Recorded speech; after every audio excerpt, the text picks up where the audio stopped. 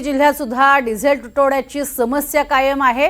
हिंगोली जिल्ह्यातील 90% petrol pump diesel अभावी बंद पडलेत आणि आज डिझेल उपलब्ध होणार असल्याची अपेक्षा घेऊन पेट्रोल पंपाबाहेर शेतकऱ्यांनी रांगा लावल्या।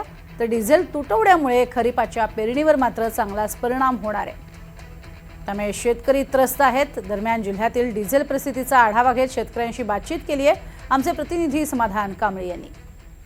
हिंगोली जिल्ह्यात मागील 10 दिवसांपासून डिझेलचा प्रचंड तुटवडा निर्माण झालेला आहे। 2 दिवसापासून जे आहे ते डिझेलची परिस्थिती गंभीर होत असल्याचे चित्र हिंगोली जिल्ह्यामध्ये दिसून येत आहे। खरं तर मागील 48 तासापासून हिंगोली जिल्ह्यातील पेट्रोल पंपावरचं जे आहे ते डिझेल संपल्याची माहिती पेट्रोल पुरवठा विभागाने दिलेली आहे आणि आज जे आहे ते कुठेतरी डिझेल येणार असल्याने शेतकऱ्यांनी जे आहे ते पेट्रोल पंपाबाहेर रांगा लावल्याचं चित्र जिल्ह्यामध्ये दिसून येत आहे।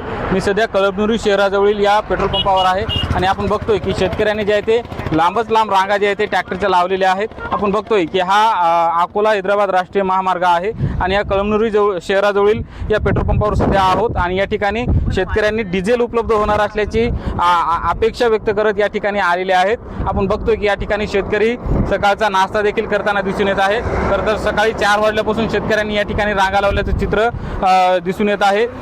शेतकरी जे आहे ते सध्या शेती मशागतीच्या कामात व्यस्त आहेत, मात्र शेतकऱ्यांचं जे आहे ते संपूर्ण दिवस डिझेल घेण्यामध्ये व्यस्त असले दिसून येत आहे। आपल्यासोबत शेतकरी आहेत, कसा परिणाम होतो डिझेल टंचाईचा? आज मी 2 दिवस झाले ट्रॅक्टर नंबराला आहे।